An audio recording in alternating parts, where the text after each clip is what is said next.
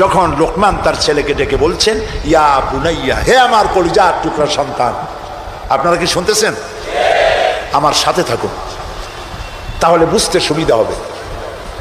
হযরতে লোকমান বলছেন, ইয়া বুনাইয়া, ও আমার কলিজার টুকরা সন্তান। ওলামারা জানেন যে এখানে হওয়া উচিত ছিল ইয়া ইবনি, ইয়া ইবনি, ও আমার ছেলে, কিন্তু আল্লাহ তাআলা শোনাচ্ছেন লোকমান ডেকে বলেছি ইয়া বুনাইয়া, আমার ছেলে। ওইভাবে না বলে তিনি বললেন কি, ইয়া বুনাইয়া। বুনাইয়া মানে কি? বুনাইয়া শব্দ এটা হলো তাসগীর করা হয়েছে। এটা বলা হলো, হে আমার কলিজার টুকরা, নয়নের পুতুলি, বাবা ধন, সোনামণি। সুবহানাল্লাহ বলেন। দাওয়াতের এটি হলো টেকনিক। আপনি যখন ইসলামের দাওয়াত দিবেন তখন আপনাকে দাওয়াত দিতে হবে মিষ্টি ভাবে। আল্লাহ শিখাই দিয়েছেন, উদউ ইলা সাবিলি রাব্বিকা বিল হিকমাতি ওয়াল মাউইজাতিল হাসানা। উত্তম ভাবে, মিষ্টি করে, সুন্দর করে, বৈজ্ঞানিক পন্থায় সুন্দর সুন্দর কথা দিয়া মানুষকে আমার পথে ডাকো। আল্লাহ তাআলা বলছেন, সুবহানাল্লাহ। এই জন্য আপনি মেজাজ খারাপ করলে পারবেন না। যে চোরের কাশি রোগ হয় আর যে পীরের মেজাজ খারাপ, এই দুইজন ব্যবসায় ভালো করতে পারবে না। পীরের যদি মেজাজ খারাপ বেশি হয়, মুড়ি একটাও পাবে না। আর যদি চোরের কাশি রোগ হয়, চুরি করতে গিয়ে পিটান খাওয়া ছাড়া পথ নেই। তা আপনি দিনের দাওয়াত দিবেন, আপনার মেজাজ ভালো হইতে হবে। দাওয়াত দিবেন মিষ্টি করে। রাসূলুল্লাহর কথাটাই দেখেন, আগেই কোন সুবহানাল্লাহ। আল্লাহ রাব্বুল আলামিন বলেন, ফাবিমা রাহমাতিম মিনাল্লাহি লিনতা লাহুম ওয়ালাউ কুনতা ফাযযাল গালিদাল কলবি লানফাদ্দু মিন হাওলিক। হে রাসূল, হে রাসূল, আপনার প্রতি আল্লাহর করুণা হচ্ছে এই যে আল্লাহ তাআলা আপনার দিলটাকে নরম করে দিয়েছেন। সুবহানাল্লাহ। আপনার কাছে যেই আসে সিমেন্টেড হয়ে যায়, কেউ ছিটকে পড়ে না আপনার ব্যবহারের কারণে। রাসূলের ব্যবহার, সুবহানাল্লাহ বলেন, সুবহানাল্লাহ। কি ব্যবহার! মসজিদে নববীতে এক বদবী এসে পেশাব করেছে মসজিদে নববীর মধ্যে। আচ্ছা কোন তো, এই মোমিন শাহীতে মসজিদের মধ্যে না, মসজিদের বাইরে দাঁড়াইয়া দেওয়ালের উপরে যদি কেউ পেশাব করে, আপনি কি করবেন? করেন? জি, বুঝতে পারছি আপনারা কি করবেন না। চেহারা দেখি বোঝা যায় আপনারা কি করতে পারেন। মসজিদের ভেতরে পেশাব করতেছে রাসূলের সামনে। সাহাবায়ে কেরামদের চোখ মোটা হয়ে গেছে, ভাবখানা এই রাসূল পারমিশন দেন ওর জম্মের মতো পেশাব করাই দেই। রাসূলুল্লাহ বললেন, না না, বাধা দিও না, তাহলে সে অসুস্থ হয়ে যেতে পারে। তার সবটা আনলোড হতে দাও। সবটা শেষ হইল, রাসূলুল্লাহ তাকে কাছে ডাকলেন, ডেকে বললেন, তুমি যে কামটা করলা, তুমি কি জানো এটা কি? কয় না, তা জানি না। তিনি বললেন, এটা হলো মসজিদ, আমরা এখানে আল্লাহর সেজদা দেই। তোমার যখন এই কাজের দরকার হবে তখন বাইরে গিয়ে করবা। তোমাদের উপাসনালয় আছে না? কয় যে আছে। তো সেইখানে যদি এই কাম কেউ করে তাহলে তোমার কেমন লাগবে? এই কাজটা কখনো করবা না। লোকটি বলল, আমি তো শুনেছিলাম আপনি বাদশাহ, তা আমি এখন বুঝলাম আপনি বাদশাহ না। বাদশাহ হইলে যে কাম আমি করছি এতে তো আমার কল্লা এতক্ষণ গড়াগড়ি যাইতো। আপনি তো বাদশাহ না, আপনি অবশ্যই অবশ্যই আল্লাহর নবী, কোনো সন্দেহ নাই আমার মনের মধ্যে। এই ছিল রাসূলের ব্যবহার। রাসূলুল্লাহ সাহাবীদের দিকে তাকায় বললেন, ইন্নামা বুইসতুম মুয়াসসিরিন। ও সাহাবীরা, আল্লাহ তোমাদেরকে পাঠাইছেন মানুষের কাছে দ্বীনকে সহজ করার জন্য, কঠিন করার জন্য নয়। রাসূলুল্লাহ যখন দাওয়াতের লোক পাঠাতেন বলতেন, ইয়াসসিরু ওয়ালা তুআসসিরু, মানুষকে সহজ করে দ্বীন বুঝাও, কঠিন করে বুঝাইও না। বাশশিরু ওয়ালা তুনাফিরু, বেহেশতের খবর দিয়া মানুষকে দ্বীনের পথে ডাকো। জাহান্নাম জাহান্নাম, এটা করলে জাহান্নাম, সেটা করলে জাহান্নাম, জাহান্নামের ভয় দেখিয়ে মানুষকে দ্বীনের রাস্তা থেকে সরিয়ে দিও না। সুবহানাল্লাহ। এই ছিল রাসূলের ব্যবহার।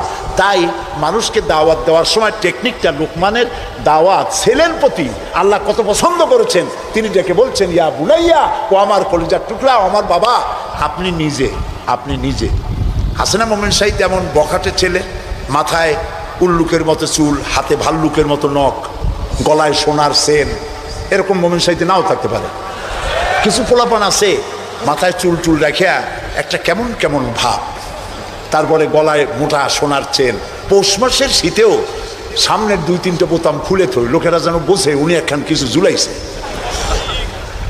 এইরকম ছেলেকে যদি আপনি তো রাগ করে আছেন, ছেলে আপনার কথা শোনে না, যদি ভাত খাওয়ার সময় ডাকেন, সোনামণি, বাবা, কলিজার টুকরা, নয়নের পুতুলি, আব্বু, একটু কাছে আয়।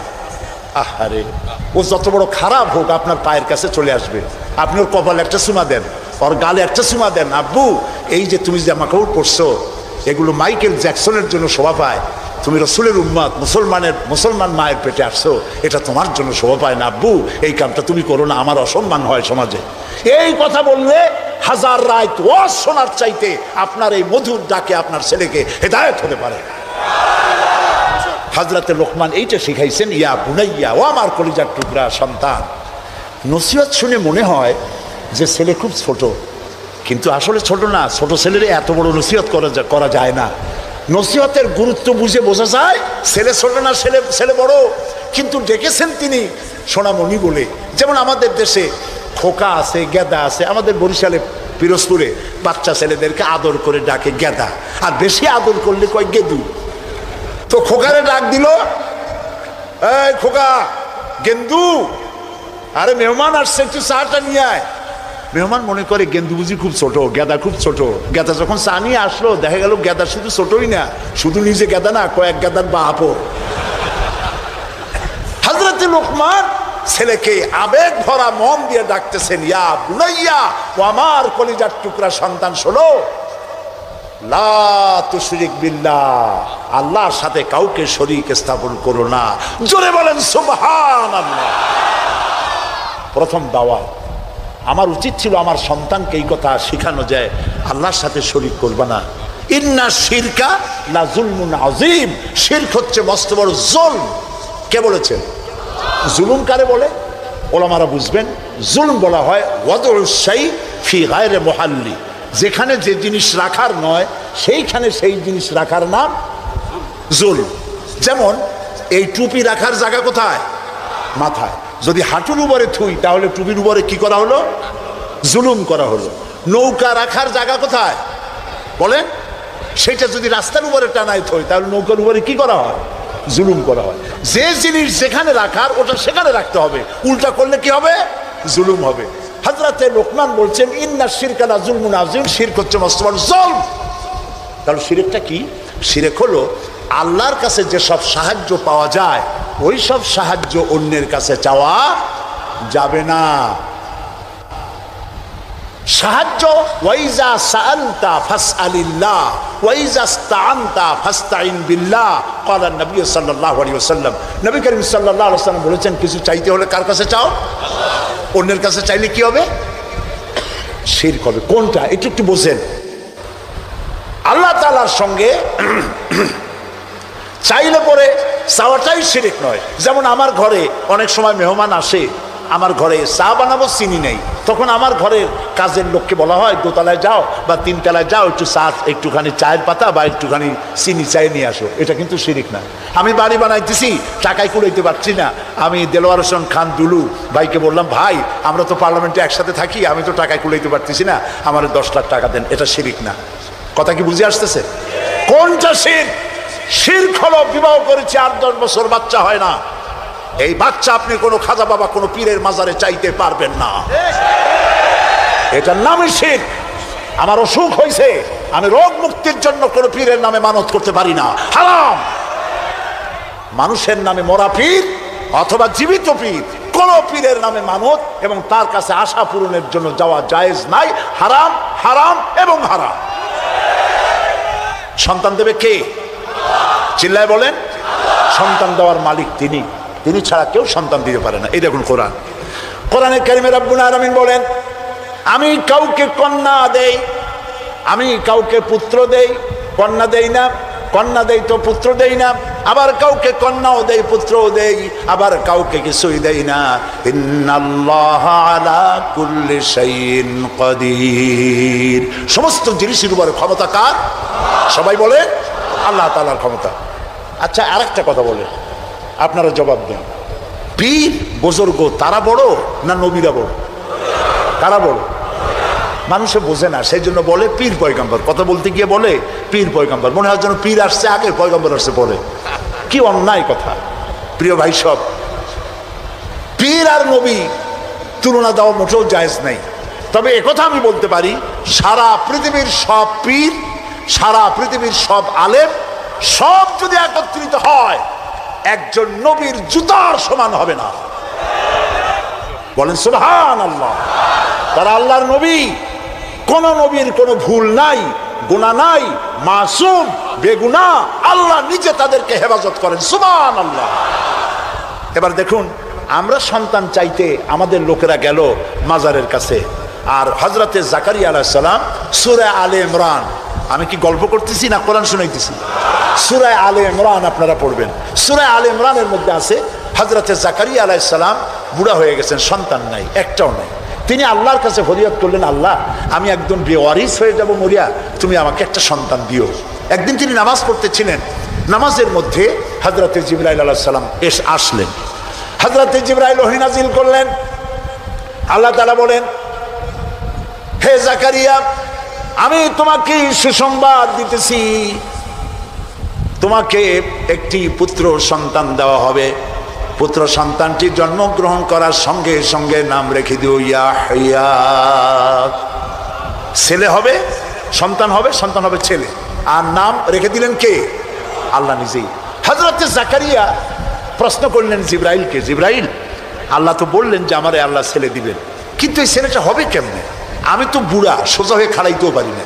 আমার বউ হলো বুড়ি, আকিম, বন্ধা, বাজা, জিন্দিগিতে বাচ্চা হয় নাই। আমি বুড়া, বউ বুড়ি, বাচ্চা হবে কেন? হযরত জিবরাইল জবাব দেন নাই। জবাব দিয়েছেন কে? মাত্র একটি শব্দ দিয়ে জবাব দিয়েছেন তিনি। আল্লাহ তাআলা বলেছেন, কাযালিক, যেমনি ইচ্ছে করি তেমনি বাচ্চা দেব। সুবহানাল্লাহ বলে।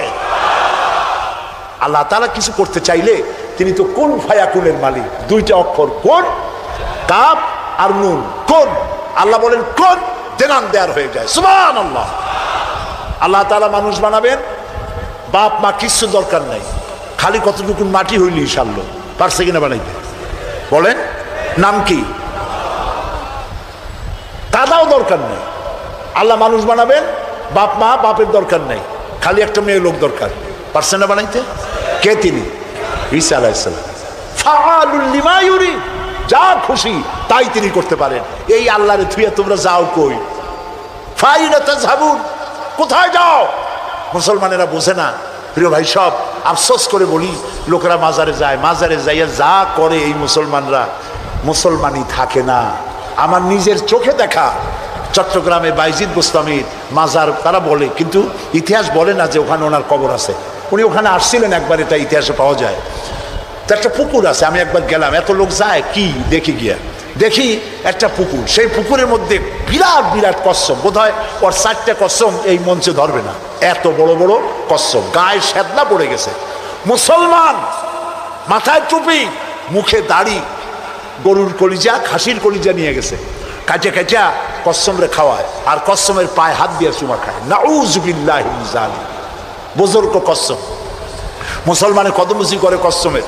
আমি দেখে চিন্তা করলাম, ক্ষুধার্ত, তৃষ্ণার্ত, এতিম, গরিব মানুষের যদি এই দৃশ্য দেখে, তাহলে সে হয়তো আফসোস করে বলবে, আল্লাহ, মানুষ না হইয়া কোনো পীরের দরবারের কসম হইলে তাও মাঝে মধ্যে একটু কলজা খেতে পারতাম, এখন তো ভাতও পাই না।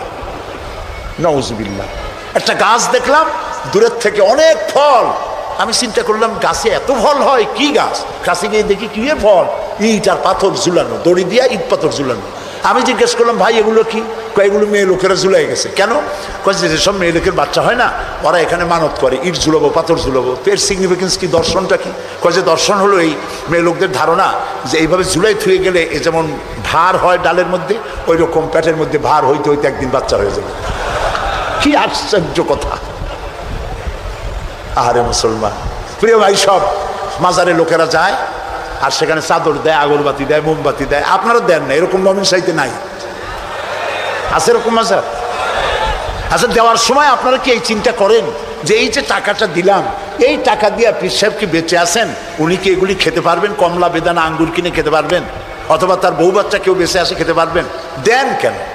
এই দেওয়ার ফলে এই টাকাগুলি দিয়ে কি হয়? ওইখানে বসে আছে কিছু লোক যারা মাথায় শালু কাপড় বান্ধা, আছে না?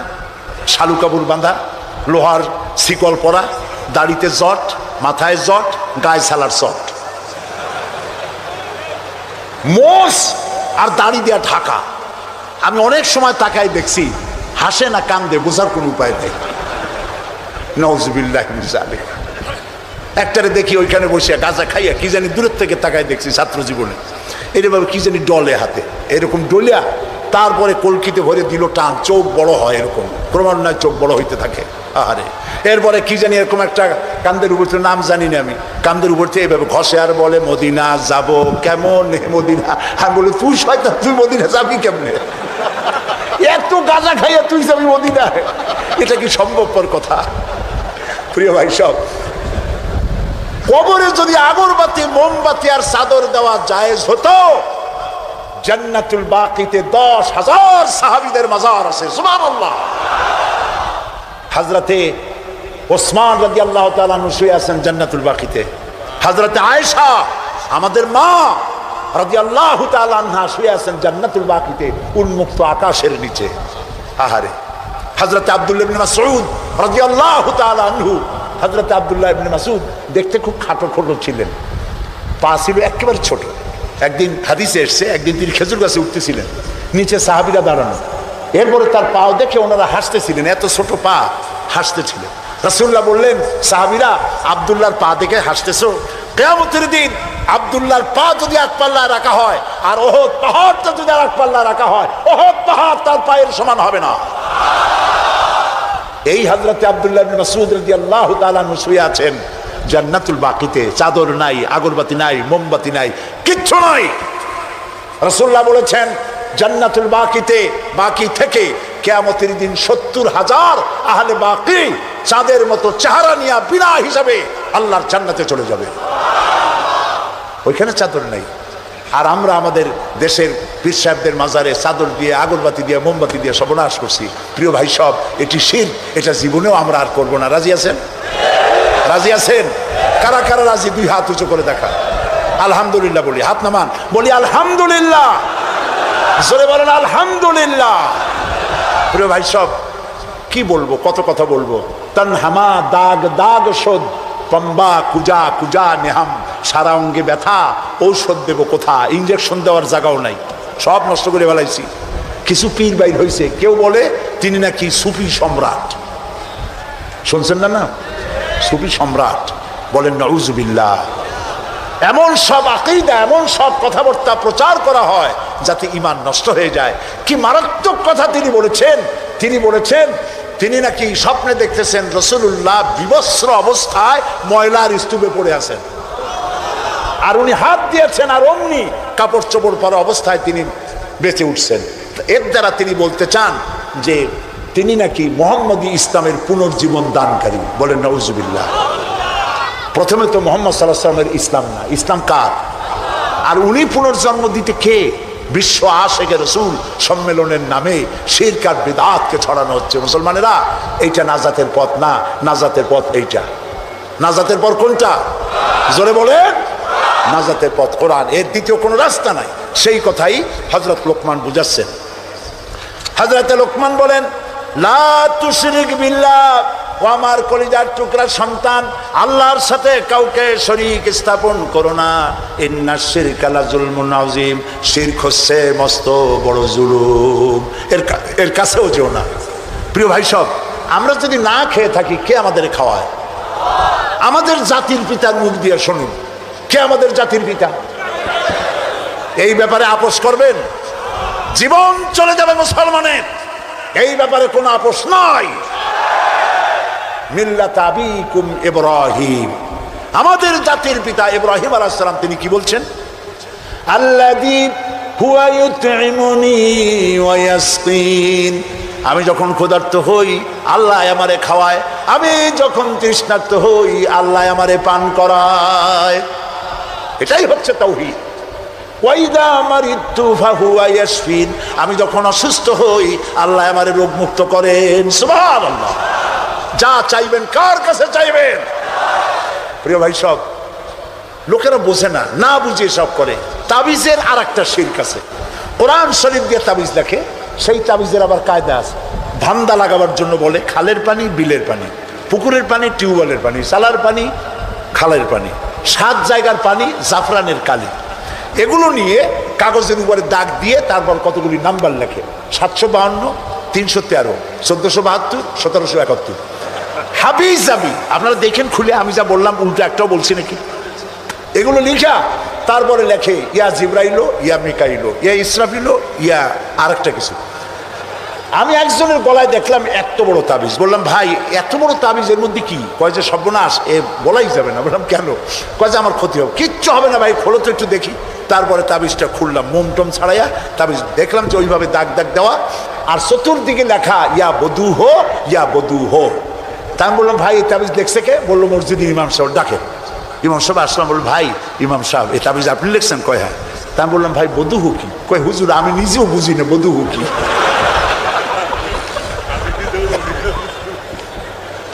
এখানে ওলামায়ে কেরাম আছেন, তারা হয়তো জানতে পারেন। আমি আমার বিদ্যা যতটুকু, আমি বধু হো চিনি নাই কি জিনিস। এই সব তাবিজ লিখে লিখে গলায় ঝুলানো হচ্ছে। পীর সাহেবদের কাছে যায়, লাল সুতো কালো সুতো নিয়ে যায়। পীর সাহেবরা পরে ফুদায় গিরে দেয়, ফুদায় গিরে দেয়। এই সুতা গলায় বান্ধা, তারপরে এই সব তাবিজ ঝুলানো। হাদিস শরীফে এসেছে শিরক। শিরক রাসূল এটা করেন নাই। একজন সাহাবী তাবিজের ব্যবসা করেন নাই। ঝাড়ফুঁক করেছেন, ঝাড়ফুঁক করা জায়েজ আছে, রাসূলুল্লাহ করেছেন, সাহাবায়ে কেরাম করেছেন। ঝাড়ফুঁকের জন্য কোরআনের মধ্যে 2টা সূরা শুধু ঝাড়ফুঁকের জন্যই আল্লাহ নাজিল করেছেন, একটা সূরা ফালাক আর একটা সূরা নাস। সুবহানাল্লাহ বলেন। মানুষের ক্ষতি করতে পারে, জাদু টোনা করতে পারে, সেজন্য রাসূলুল্লাহ বলেছেন। লক্ষ্য করেন হাদিস, সূরা ফালাক সূরা নাস 3 বার পড়বে ফজরের পরে, 3 বার পড়বে রাতে শোয়ার সময়। পড়িয়া হাতের মধ্যে ফু দিয়া এই হাত দুটো মাথা থেকে শুরু করে শরীরের মধ্যে ডলে দিবে। রাসূলুল্লাহ নিজে এটা করতেন। আল্লাহ রাসূল বলেছেন এই আমল যে করবে, দুষ্ট জিন, দুষ্ট শয়তান, দুষ্ট মানুষের অনিষ্টতা থেকে আল্লাহ তাকে হেফাজত করবে। সুতরাং এই তাবিজের ব্যবসা ছাড়া উচিত এবং সব রকমের শিরক থেকে মুক্ত হওয়া উচিত। তাহলে আল্লাহ তাআলা আমাদের প্রতি রহম করবেন। আল্লাহ তাআলা জিজ্ঞেস করছেন, ছেলে মেয়ে সুস্থতা অসুস্থতা মানুষের কাছে চাও কেন? আলাইসাল্লাহু বিকাফিন আবদা। আবার শোনেন কে বলতেছেন কথা, আলাইসাল্লাহু বিকাফিন আবদা। আমি আল্লাহ, আমি কি আমার বান্দার জন্য যথেষ্ট নই?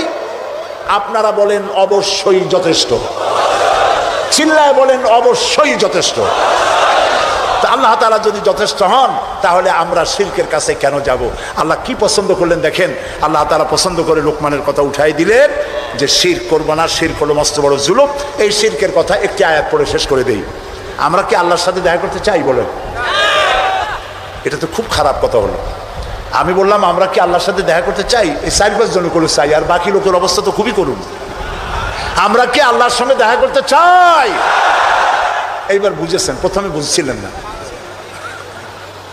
আল্লাহ রাব্বুল আলামিন বলেন, ফামান কানা ইয়ারজু লিকা রাব্বিহি ফালইআমাল আমালান সালিহান ওয়ালা ইউশরিক বিইবাদাতি রাব্বিহি আহাদা। যদি কেউ রবের সঙ্গে দেখা করতে চায়, তোমরা যদি আল্লাহর সঙ্গে দেখা করতে চাও 2টা কাজ করবা। 1 নম্বর হলো ভালো ভালো কাজ করো, নেক কাজ করো। 2 নম্বরে আল্লাহর ইবাদতের সাথে কাউকে শরীক স্থাপন করবা না। শিরক থেকে যদি নিজেকে বাঁচাই, আল্লাহর সাথে কিয়ামতে দেখা হয়ে যাবে। সুবহানাল্লাহ বলে। রাসূলুল্লাহ বলছেন, বুখারী শরীফের হাদিস, গাধার পৃষ্ঠে সওয়ার হয়ে তিনি যাচ্ছিলেন। হযরত মুআজ রাদিয়াল্লাহু তাআলা আনহু এই হাদিস রিওয়ায়াত করেছেন। তিনি বলছেন, আমি রাসূলের পিঠের সঙ্গে এভাবে বসেছিলাম গাধার পেছনে। তিনি আমারে ডাকলেন, ইয়া মুআজ। আমি বললাম লাব্বাইক ওয়া সাদাইক। তিনি আবার বললেন, ইয়া মুআজ। আমি আবারও সাড়া দিলাম। 3 বার তিনি ডাকলেন। 3 বার ডেকে বললেন, মুআজ তুমি কি জানো আল্লাহর উপরে বান্দার হক কি আর বান্দার উপরে আল্লাহর হক কি? হযরতে মুআজ বলেন, আমি জানি না, আল্লাহ এবং তার রাসূল ভালো জানেন। নবীজি বললেন, শোনো মুআজ, আল্লাহর উপরে বান্দার হক হচ্ছে এই, বান্দা আল্লাহর ইবাদতের সঙ্গে কাউকে শরীক স্থাপন করবে না। এটা হলো আল্লাহর উপরে বান্দার হক। আর বান্দার উপরে আল্লাহর হক হচ্ছে এই, যেই বান্দা আল্লাহর ইবাদতের মধ্যে কাউকে শরীক স্থাপন করবে না, ওই বান্দার উপরে আল্লাহর হক হচ্ছে এই যে কিয়ামতের দিন আল্লাহ রাব্বুল আলামিন ওই বান্দার জন্য জাহান্নামের আগুন হারাম করে দিবে। সর্বাবস্থায় শিরক থেকে আল্লাহ তাআলা আমাদেরকে রক্ষা করুন। আমরা বলি আমিন। আর একটি আয়াত পড়ে আপনাদেরকে ছেড়ে দেব মুনাজাতের মাধ্যমে, আল্লাহ যেন কবুল করেন, বলেন আমিন। আর একটি আয়াত, আল্লাহ তাআলা বলেন ওয়াসাইনাল ইনসানা বিওয়ালিদাইহি হামালাতুহু উম্মুহু ওয়াহানান আলা ওয়াহনি ওয়া ফিসালুহু ফি আমাইনি আনিশকুর লি ওয়া লিওয়ালিদাইকা ইলাইয়াল মাসির। প্রিয় ভাই সব, এতক্ষণ কথা বলতেছিলেন কে? লোকমান। এতক্ষণ কথা বলতেছিলেন কে? লোকমান। লোকমান হাকিমের বক্তৃতা নসিহত শেষ হয় নাই, আল্লাহ ঢুকে পড়েছে। কথা শুনতেছেন? লোকমান হাকিমের নসিহতের প্রসঙ্গ শেষ হয়নি, মাঝখানে আল্লাহ তাআলা ঢুকলেন আরেকটা বিষয় নিয়ে। সে বিষয়টি কি? আল্লাহ রাব্বুল আলামিন বলেন, আমি পৃথিবীর সব মানুষকে ওসিয়ত করেছি, নির্দেশ দিয়েছি, উপদেশ দিয়েছি, তারা যেন তার মা বাপের প্রতি কৃতজ্ঞ হয়। এটা এই জন্য, যেহেতু মা বাপের প্রতি কৃতজ্ঞতা করলে পরে আল্লাহ তাআলা বলেন, মা বাপ তোমাকে, তোমার মা তোমাকে গর্ভে ধারণ করেছে অত্যন্ত শ্রান্তির সাথে, কষ্টের সাথে, ডেলিভারিও করেছে অত্যন্ত কষ্টের সাথে, আর দুধ ছাড়াতে সময় লেগেছে 2 বছর। আনিস করেনি, আমার শুকর আদায় করবে সেজন্য ওয়ালিদাইকা, এবং তোমাদের পিতামাতার প্রতি কৃতজ্ঞ হবে, ইলাইয়াল মাসির, আর আমার দিকে তোমাদেরকে সবাইকে ফিরে আসতে হবে। প্রিয় ভাই সব, আপনাদের মধ্যে যারা আলেম আছেন তারা নিশ্চয়ই জানেন এবং বোঝেন বিষয়টি এই। হযরতে লোকমান বলতেছিলেন কি বিষয়? হযরতে লোকমান কথা বলতেছিলেন শিরকের ব্যাপারে। বলেন কি ব্যাপারে? আর আল্লাহ বললেন কি ব্যাপারে? পিতামাতার ব্যাপারে। তো এইটার সাথে, শিরকের সাথে পিতামাতার আলোচনাটার তাৎবিক কি, সম্পর্ক কি, সামঞ্জস্য কি? আর উনি বক্তৃতা শেষ করতে পারলেন না, এর মধ্যে আল্লাহ আসলেন কেন? প্রিয় ভাই সব, কারণটা শুনুন। আল্লাহ রাব্বুল আলামিন খুশি হয়ে গেছেন হযরতে লোকমান, খুব লক্ষ্য করে শোনেন। হযরতে লোকমান তিনি তার ছেলেকে পরিচয় করাচ্ছেন আল্লাহ পাকের তৌহিদের সাথে। রব্বুল আলামিন খুশি হয়ে গেছেন, লোকমান তুমি তোমার সন্তানকে আমার তৌহিদের সাথে পরিচয় করাচ্ছ, আমি খুশি হয়েছি। এখন তুমি যেমন তোমার সন্তানকে আমি আল্লাহর সাথে পরিচয় করায় দিলে, এবার আমার দায়িত্ব হলো সন্তানকে মা বাবার সাথে পরিচয় করিয়ে দেওয়া। আমি এবার পরিচয় করে দিচ্ছি সন্তানের সাথে মা বাপের। আল্লাহু আকবার। আল্লাহ তাআলা বলছেন, আল্লাহ আল্লাহ আল্লাহ আল্লাহ, ওয়াসাইনাল ইনসান, আমি মুসলমানদের উপদেশ দিচ্ছি তা না, সমগ্র মানব গোষ্ঠীকে আমি ওসিয়ত করছি। কে বলছেন? আল্লাহ। কি করতেছি? মা বাপের প্রতি কৃতজ্ঞ হও। হামালাতুহু উম্মুহু, তোমার মা তোমাকে গর্ভ ধারণ করেছে অত্যন্ত কষ্টের সাথে। ওয়াহানান আলা ওয়াহনিন, শ্রান্তির পর শ্রান্তি, ক্লান্তির পর ক্লান্তি।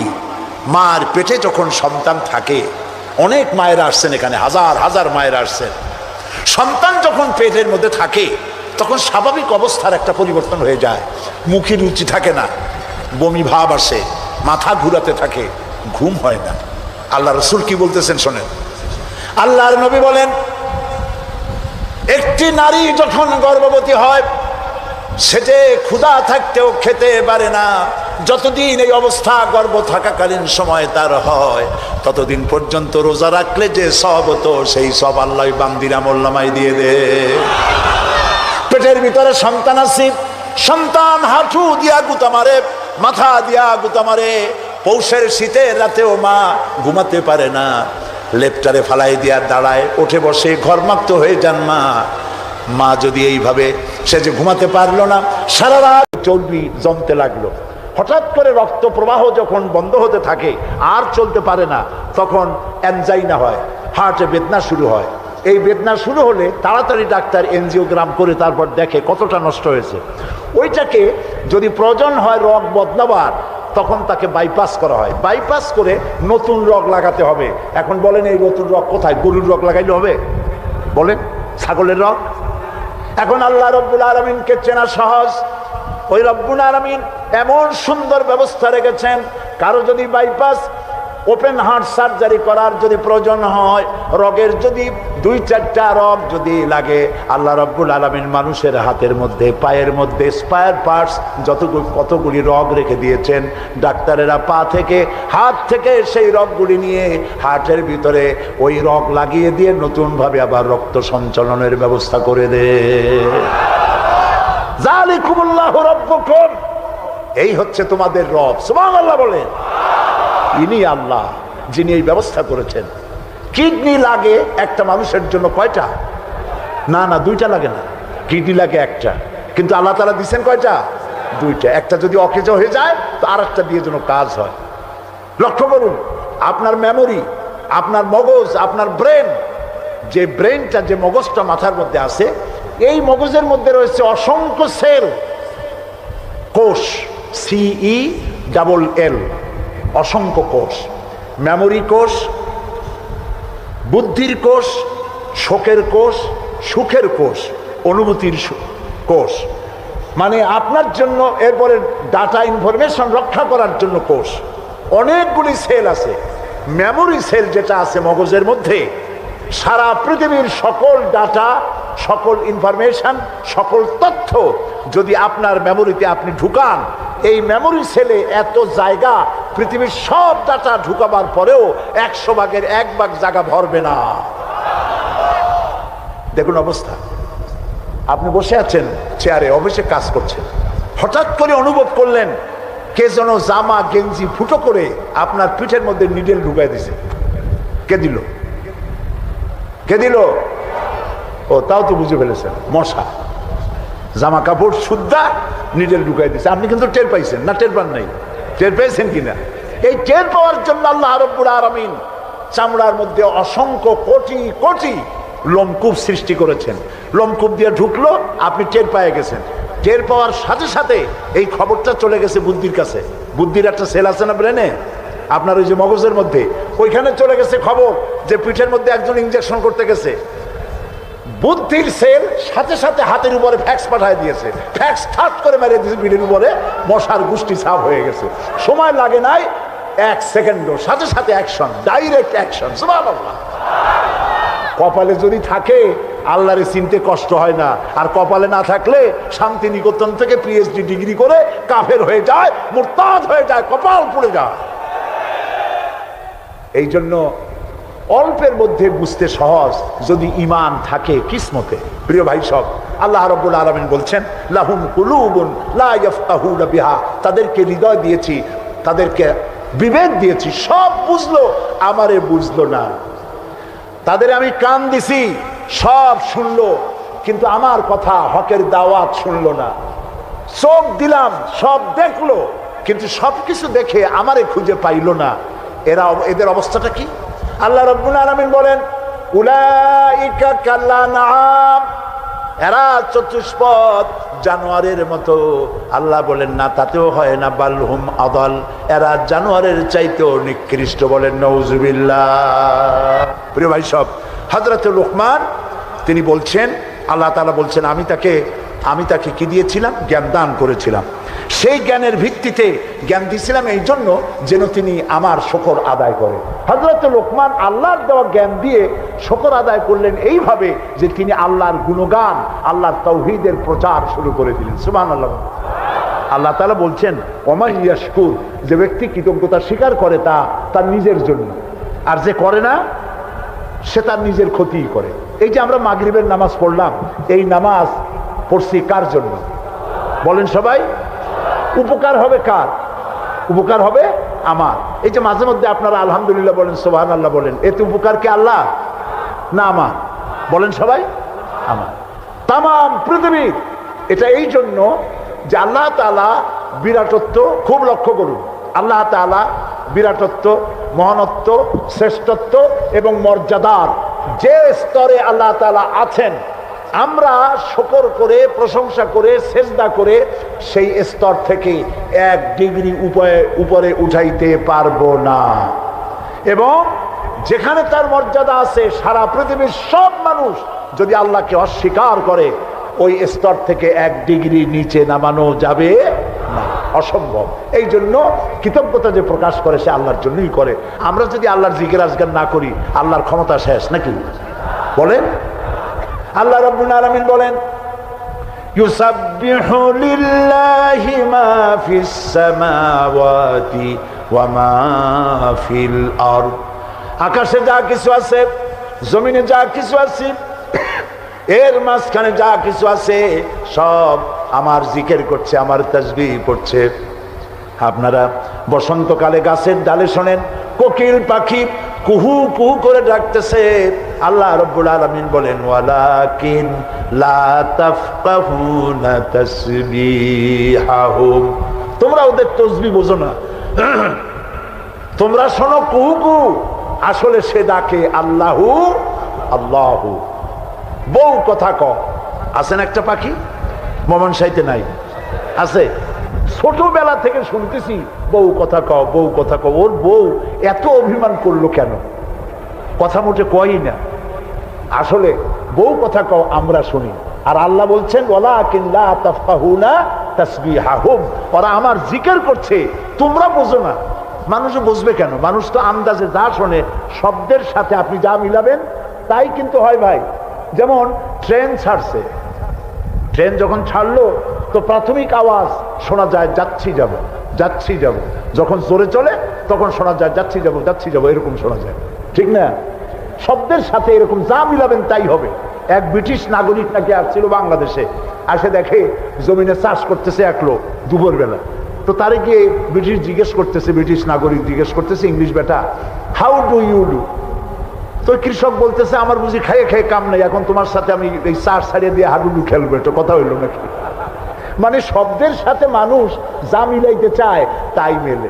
আল্লাহ তাআলা বলছেন তোমরা যা শুনতে পাও, পাখি এগুলি তার কলকাকলিতে, বাতাস তার শনশন রবে, নদীগুলি তার কুলু কুলু নাদে, পাতাগুলি তার মর্মর শব্দে।